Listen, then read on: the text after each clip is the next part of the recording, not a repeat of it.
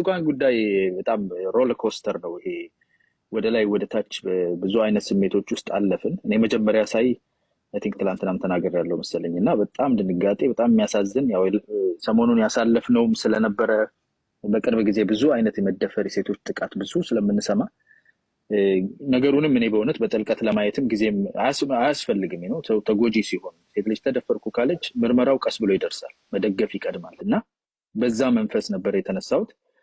ከዛ ግን የሆነ የጭቃ ጅራፉ የወጣው ይሄ ጉደኛ ቡድን እዚህም ላይ የራሱ አካላት ስላሉት ጥቁር ለብሰው ኦልሬዲ ተዘጋጅተው እንዳደሩ ያስታውቃሉ። ጉዳዩን የተቀባበለ እንደሆነ ያስታውቃል። እዚህ መጥተው ፖስተር ተሰርቶ ደምቢዶሎ የሚል እኔ ደምቢዶሎ አላየሁም፣ ዩቱብ ላይ ነው ያየሁት እና ያውም ወርዷል ተብሎ ከሌላ ላይ ነው ያየሁት። በነገራችን ላይ ደምቢዶሎ የሚለው ቀጥታ ሲተላለፍ በቲቪ ተላልፏል። በዩቱቡ ላይ ነው ተቆርጦ የቀረበው ነው ያለው ኢንፎርሜሽን። አሁን በዚህ በኢቲቪው እንትን ላይ በፋናም ላይ ቀረበው እሱ ነው እና እኔ ቀጥታ ስላልተከታተልኩ ደምቢዶሎ አላየሁም። ደምቢዶሎ ዩኒቨርሲቲ የሰጠውን እንትን አየሁ። በጣም ግራ የሚያጋባ ነበር። እነኚህ እዚህ ሚዲያ ላይ መጥተው የመዓዛ መሐመድ ኤክስቴንሽኖች ማለት ነው። ሚኒንግ ያው ሻቢያ ሰንሰለት ነው። የሻቢያ የነ ደብረጽዮን ግሩፕ፣ የነ ዘመነ ካሴ ግሩፕ፣ እነ መዓዛ መሐመድ እዚህ ላይ እነ ዩሪ እና እነ ቤተልሔም ዳኛቸው ምናምን ያሉበት ግሩፕ፣ ይሄ ትስስር ማለት ነው። ይሄ ሰንሰለት እኔ ባይዞ አፍርጬ ነው የምናገረው። ቢኮዝ እነሱ ለሴቶች እህቶቻችን መደፈር የማይራሩ በእነሱ ፖለቲካ የሚሰሩ ነገ ተደፈርኩ ብላ የምትመጣን ሴት እንድንጠረጥር 4-5 ጥያቄ እንድንጠይቅ እንዲህ አይነት እንቅፋት የሚያስቀምጡ አካላትን እኛ ጥርት አድርገን ማንነታቸውን ጠርተን ነው የምንሄደው። ወንጀል ያለባቸውም በህግ አግባብ እንዲጠየቁ እናደርጋለን። መደረግ አለበት ብዬ አምናለሁ። ይህንን ነገር ነው እና ጥያቄ አልነበረኝም መጀመሪያ ላይ። በጣም አዝኜ እንዴት ነው በቃ ድምፅ እንዴት እንሆን አብረን ነው ሲባል ሲሄድ ደፋሪ ብሎ ኦሮሞ የሚል ቃል ነው። የኦሮሞ ህዝብ ላይ ደምቢዶሎ የሚለው ነገር የተፈለገበት ምክንያትም ይሄ ነው። ህዝብና ህዝብን ፎከስ ያደረገ ህዝብ ላይ ታርጌት ያደረገ ፖለቲካው ራሱ እንደው ድርጅት ሳይሆን ህዝብ ላይ ታርጌት ያደረገ ነገር ሲወራ ሰማሁ። ያኔ ነው ተመልሼ 1-5 ጥያቄዎችን እንዲሁ ፖዝ ላደርግ። አሁን ትላንትና አላነሳሁትም። ዛሬ ያው ልጅቷ እንዳልተደፈረች ግልጽ ከወጣ በኋላ አሁን ከዚህ በኋላ ልጅቷን አለመደፈሯን እጠራጠራለሁ የሚል ሰው ካለ ራሱ ችግር አለበት። ገብተዋል።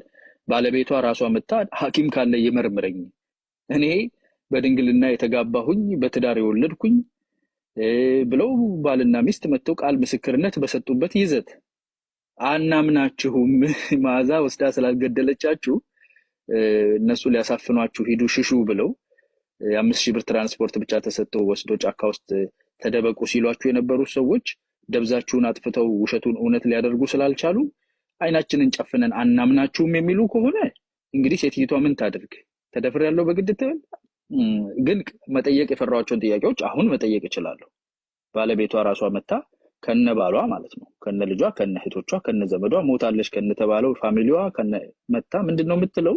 ከነ ጎረቤቷ አልተደፈርኩም ስላለች እውነትም ለካ ድራማ መሆኑን የሚያሳዩኝ አንደኛ 6 ሰዓት በእግር ተጓዝን ትላለች። 6 ሰዓት መሆኑን በምን አወቀች? ጨለማ ውስጥ ነው የምንጓዘው ብላለች።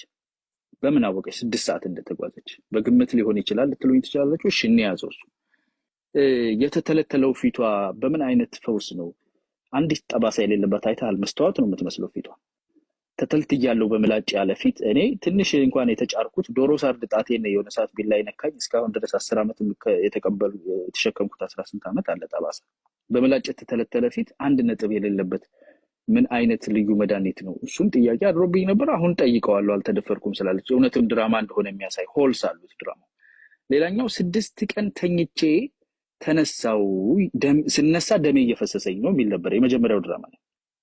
ሰው 6 ቀን እንዴት ደም ይፈሰዋል? በህይወት ይኖራል ሰው 6 ቀን ያለ ምግብ ደም እየፈሰሰው ያለ ውሃ? ኦኬ ኮማ ውስጥ ገብታለች እንበል። ስትነሳ 6 ቀን መሆኑን በምን አወቀች? ፌንት ያደረገው የተኛ ሰው እኮ 6 ቀን ነው 1 ቀን ነው በምን ያውቃል? አየህ፣ እነኚህን ነገሮች መጠየቅ ፈርተን ዝም ያልነው አሁን እሷ መታ አልተደፈርኩም ስላለች እና አሉ አንዳንዶቹ በግድ ተደፍረሻል ሊሏት የሚፈልጉ የነ መዓዛ መሐመድ እንትኖች ማለት ነው።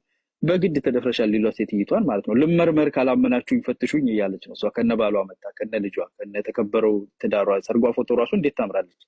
ሜካፕ ምናምን ስላደረገች ትንሽ እዛ ላይ እንደውም ደመቅ ብላለች ልንል እንችላለን። እና ሰው 6 ቀን በባዮሎጂካሊ ሲደማ ተኝቶ ደም ሲፈሰው ምግብ ሳይበላ ውሃ ሳይጠጣ 6 ቀን ቆይቶ ተነስቶ የሚቀጥለው ያደረገችው ነገር ምን እንደሆነ ታውቃለህ? ሌላ ሰው መሸከም ነው የጀመረችው። እሷ ራሷ ተነስታ መቆም መቻሏ የሳይንስ ታምር ነው። ልክ ጠባሷ ከመፈወሱ ይበልጣል። ተነስታ ሌላ እጇ ተቆረጠ ምናምን የተባለች ልጅ መጎተት ጀመርኳለች። ሰው መጎተት የሚያስችል ሰው ጎትታ ደግሞ እንግዲህ ስትመጣ 6 ሰዓት ከፈጀባት ስትመለስ ያው 6 ሰዓት መፍጀቱ አይቀርም። 6 ቀን በደማ 6 ቀን ባልበላ ባልጠጣ ያን የሚያክል ቁስል ይዞ ሰው 6 ሰዓት ሙሉ ተጉዛ ከተማ ገባች። ይሄንን ፊክሽን ማመን ይቀለኛል። በህግ ተይዛ ለፍርድ ሊቀርቡ ካሉ ከተቀናበረው ከነሙኑ መጥቶ ይሄ ነው ተብሎ ሲቀርብ ይሄን ከማመን ይልቅ እቺኛዋን አሁን የነገርኩህን ለማመን የሚከብደውን ጠባሳ የማያሳየው 6 ቀን የሚያስተኛውን የሚያስነሳውን ሙቪ የቻክ ኖሪስ ሙቪ ማመን ይቀለኛል ይላልና ይሄንን እኔ መጀመሪያውም ላይ ዝም ብዬ ነበር ያመንኩት በጥሬው ቢኮዝ ሴት ልጅ ተደፈርኩ ካለች ብዬ ነበር። ከዛ ድራማቸውን አየሁ። የኦሮሞ የምናምን ኦሮሞማ ደምቢዶሎ ቅዠታ እና ወጥቷል። አሁን እውነቱ ወጥቷል። ባይዘው ኤአይ የሚባለው ነገር እንደ በራሴ ኤክስፐርቲዝም ውስጥ ላይ ስለሚያደርግ ልነግርህ እችላለሁ። አንደኛ የአማርኛ ቮይስ ኤአይ ማለት ነው በጣም በጣም የሚገርም ላግ ነው ያለው። የእንግሊዘኛው ራሱ ያስታውቃል ምናምን እያለ ነው የሚያወራው።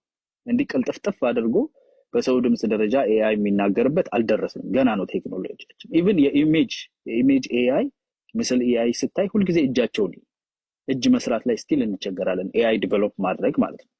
ላርጅ ላንጉዌጅ ቮይስ ሬኮግኒሽን ኤኒቲንግ ልታመጣ ትችላለህ። አሁን ሞዴሎቻችንን ትሬን የምናደርግበት ባይዘው በአማርኛ ትሬን የተደረገ ሞዴል ማለት ነው። በማዛ መሐመድ ድምጽ ትሬን አድርገህ ሞዴል ላርጅ ላንጉዌጅ ሞዴል ቱ ቮይስ አድርገህ ማለት ነው። የለም ቴክኖሎጂ ገና እዚህ ውጭ ዓለም ላይ ማለት ነው። እና እንዲህ አይነቱን ቅዠት ተውና ተጋልጧል።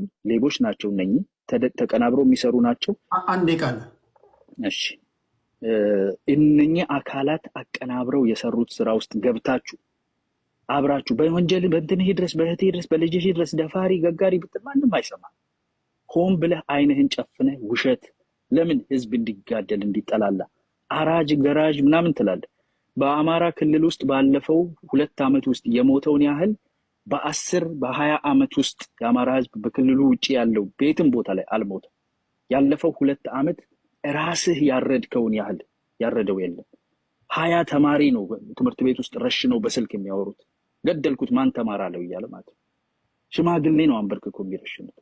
ይሄን የሚያደርግ አካል ወደፊት ይግፋልኝ የሚል ስራ ለመስራት የሚደፈሩ እህቶቻችንን ነገ እንዳይሰሙ ራሱ እነሱን ድራማ መስሪያ አድርጎ የተጠቀመ አካልን የምትደግፍ ከሆነ በአንተ ይድረስ ብልህ እርግማን ይደርሳልና አረግምህም። የተረገመ በስቶን ያስቸገረን ቴንክ ዩ